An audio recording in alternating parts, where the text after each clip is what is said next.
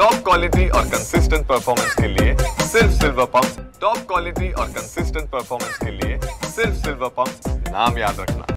RERA घोटाळ्यामधील 65 इमारतींना पुन्हा एकदा कल्याण डोंबिवली महानगरपालिकेने नोटीस बजावण्यास सुरुवात केलेली आहे। मी सध्या उभा आहे गोलोली परिसरात आणि आपण पाहू शकता गोलोली परिसरातील 65 इमारतींपैकी ही वाळकुम हेरिटेज ही देखील इमारत आहे। 6 मळ्याची इमारत आहे। या इमारतीला देखील काल जे आहे महानगरपालिकेकडून नोटीस बजावलेली आहे।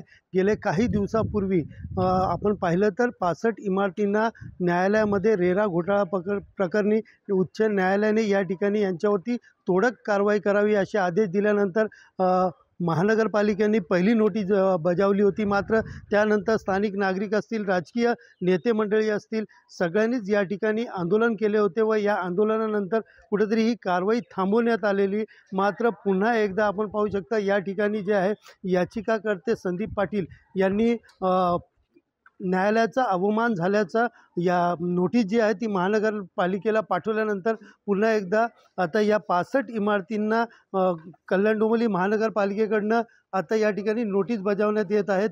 आणि विशेषतः पाहायला गेलं तर पुन्हा एकदा 65 इमारतीमधील रहिवाशांच्या राहण्याचा प्रश्न जो आहे ते बेघर होण्याचा प्रश्न जो आहे तो ऐरणीवरती आलेला आहे। एकंदरीत पाहायला गेलं तर महानगरपालिकेने आत्तापर्यंत या 65 इमारतीपैकी 10 वेगळ्या प्रकल्पाच्या 4 इमारती आणि त्याचबरोबर 6 इमारतीवरती कारवाई केलेली आहे, तोडक कारवाई केलेली आहे। आत्तापर्यंत या ठिकाणी आता 55 इमारती ज्या आहेत ते अजून देखील या ठिकाणी 65 इमारतीमध्ये 55 इमारती अजून देखील बाकी आहेत।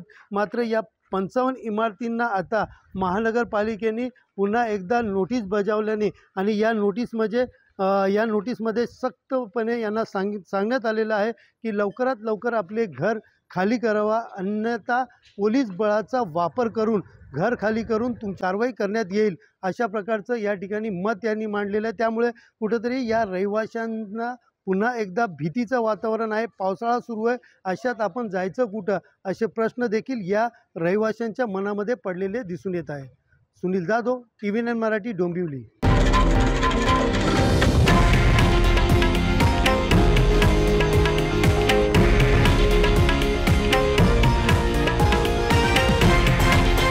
हे आहे देशातील नंबर 1 न्यूज नेटवर्क आणि आपण पाहत आहात TV9 मराठी, एकमेव।